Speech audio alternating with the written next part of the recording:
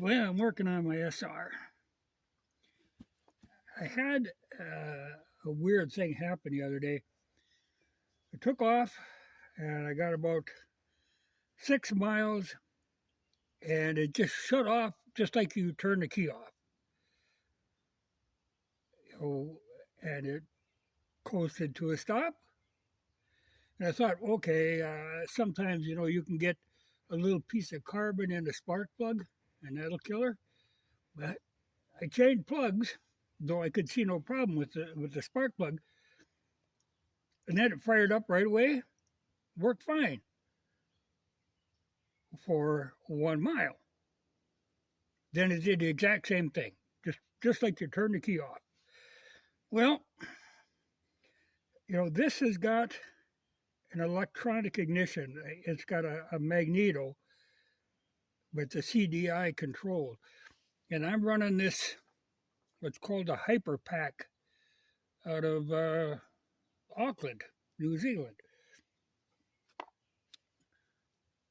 Like the new, or the standard one looks like this, nip and decil.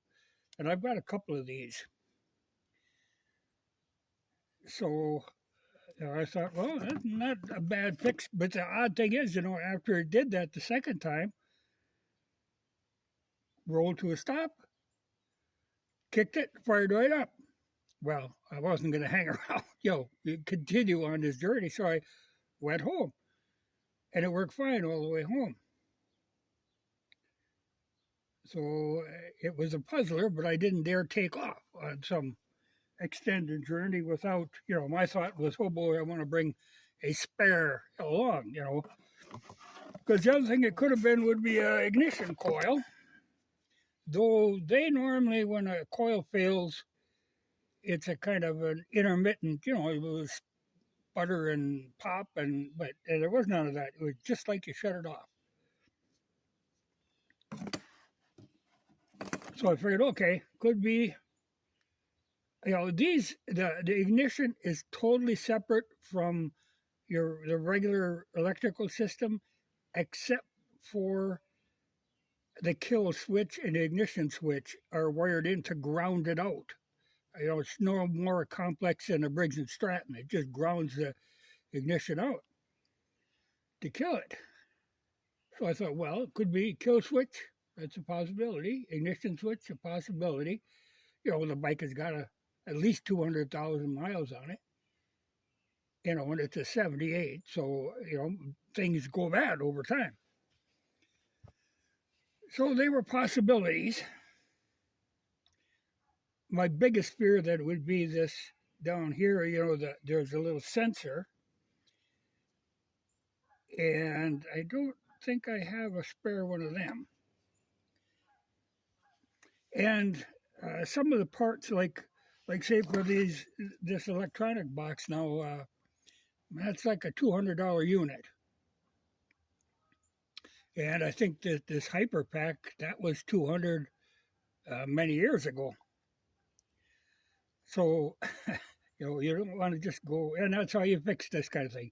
You try this, you try that, you hope, But like I say, if I'm going anywhere, I'm going to have to bring a spare box to be on the safe side, was my thought. But I got to looking, and in the wiring here, okay, this black wire, which is the one that goes to the coil, has got the insulation wore off. So it was rubbing on something, and gradually wore through. And I think that's, that it shorted out, shut it off.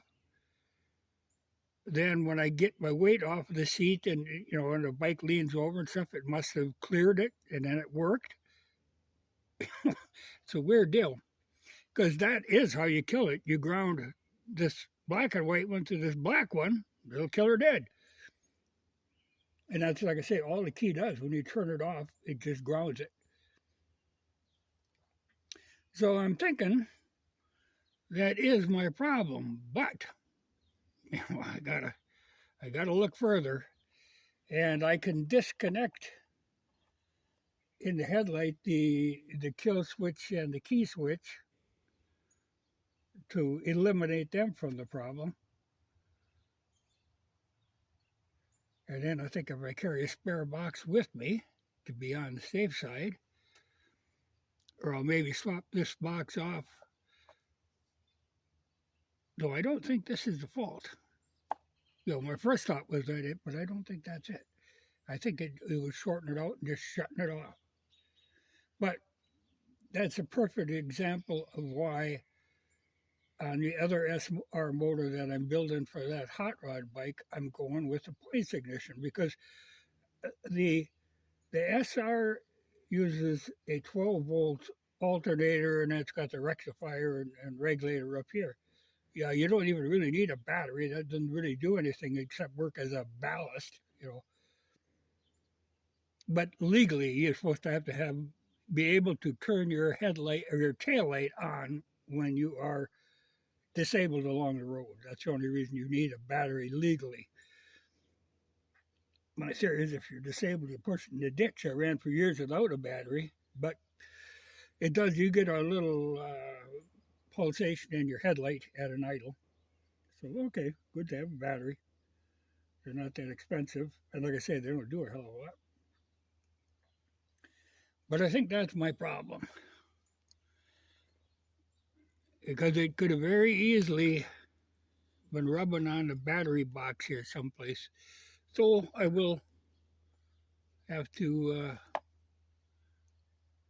pull that connector apart, which is a little risky because this type of connector, when they get old, they get very brittle, and they always use rather elaborate locking methods. So I'll have to figure that one out. Though I do have a whole set of the spare connectors, so I can always fall back. Like say, here's one that was broken, a connector. That just happens with them. But I think that broken one is the same as the regulator one. And I'm pretty sure I got them because I bought a whole bunch of Yamaha connectors just for that kind of situation. And I don't think they even make these anymore, but that was many years ago that I got this. Only because, not that my original one was bad, but that it has a better advance curve to it. It's a more of a high performance one. So I can go back to the stock one for this bike. It doesn't really matter. And that would get me away from that wore out wire too, because that's on the unit. Yeah, I guess I could do that, but I'm going to disconnect in the headlight too, the connectors for the kill switch system. And I could almost put the coil, since I got a good coil. Parts for these are getting to be a little harder to find because this particular ignition system they used from 78 to 81, only on the SRs. The XT used that 6-volt point system, which is what I'm converting my other XT, or my SR motor to the XT charging system, but I'm going to upgrade it to the 12 volt. You can replace the coils and make it 12 volt so that I could use a 12 volt lighting system. But there again, like the ignition is completely separate. Like a TT, you didn't even have the lighting. You didn't need it. But XT has got lighting. And they were on a battery too, a little 6-volt, a little tiny one. But the SR, they went with 12. But then on the newer SRs, they changed the system altogether. Those parts aren't interchangeable. Though you could retrofit one way or the other,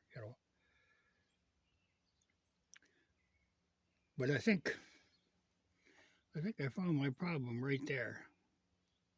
And I think I will just switch this unit out to be on the safe side.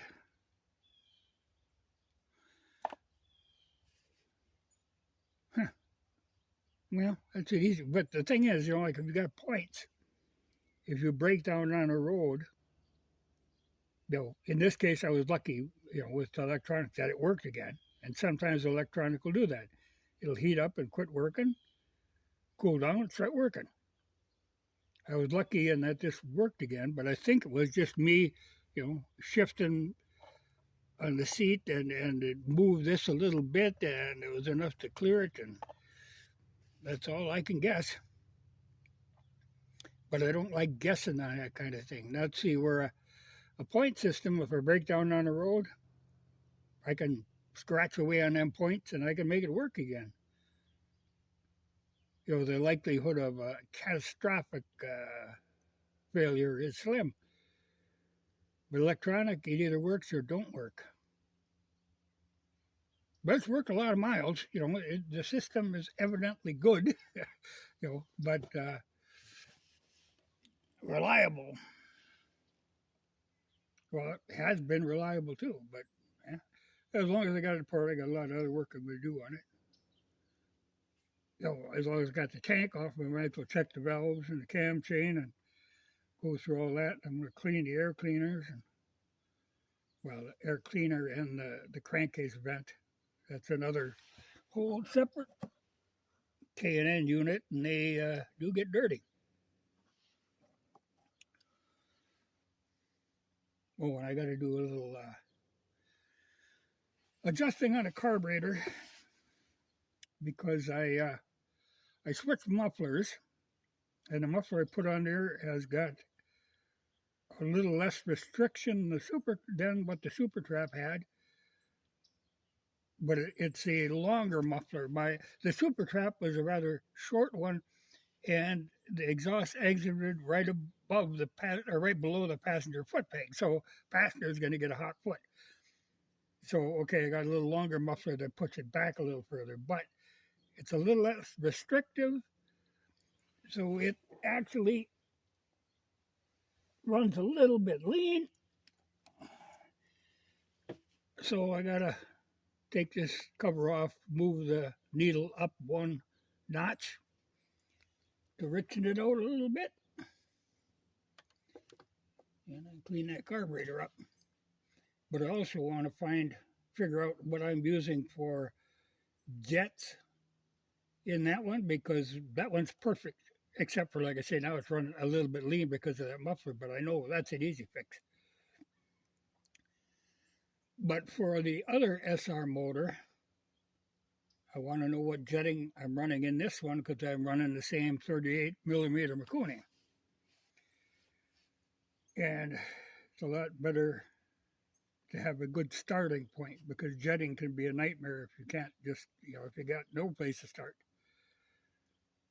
So that'll be a good baseline.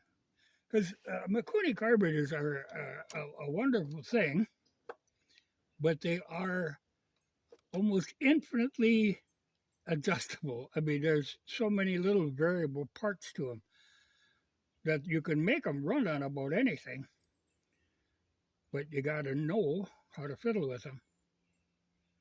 Because this one, originally, I think I got it from somebody who had been running it on a Sportster, a Harley Sportster. Now, you think that's twice as big a motor, but,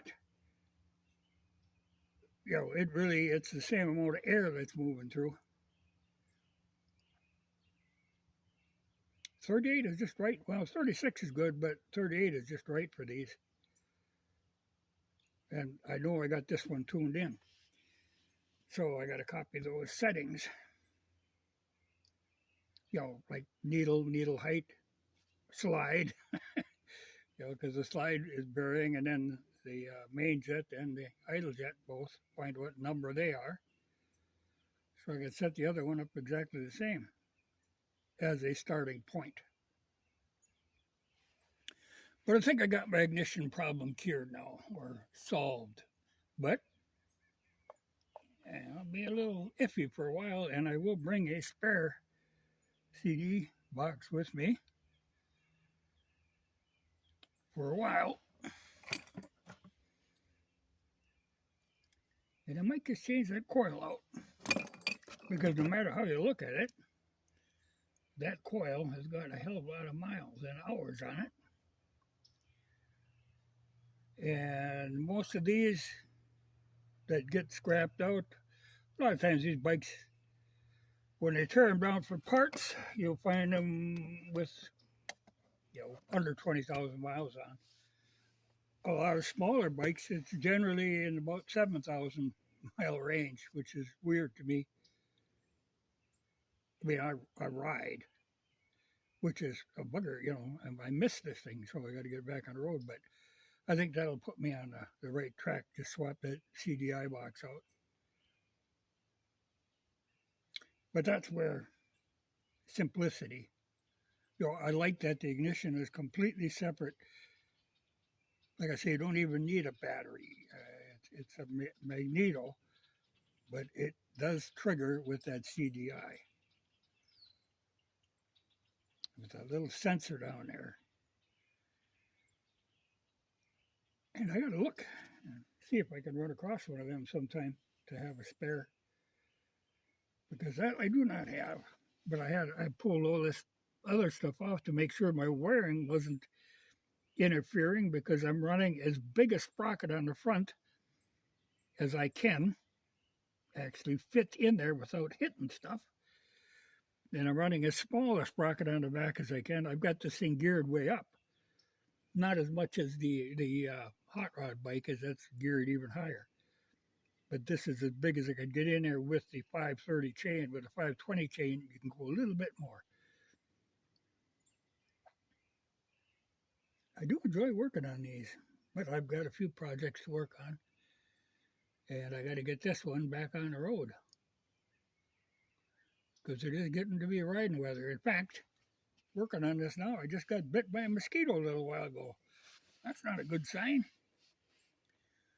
But we're looking 60 degrees. That's good riding. I think it was only 40 the day that it died on me. So 60 I can take.